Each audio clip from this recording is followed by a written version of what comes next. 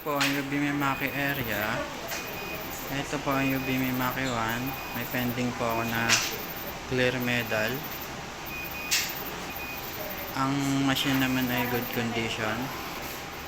Ito naman po ang UB Mimaki 2. May ongoing po ako na ball pen 500 pieces. Condition ng machine is good rin naman po. Ito naman po ang aking UB clipboard.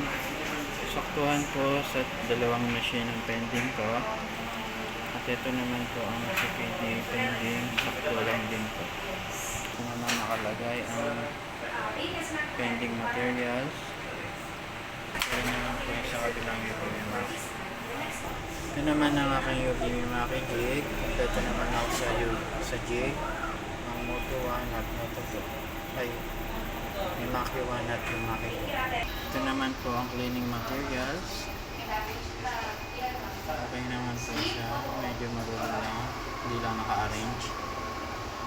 Ito naman ang PC ng UB Mimaki 1. Good condition naman po. Hindi naman po siya naglaro.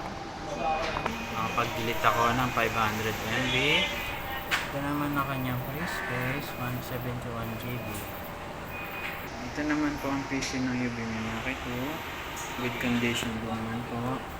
Kasi naglalako. Napag-delete ako ng 1 GB.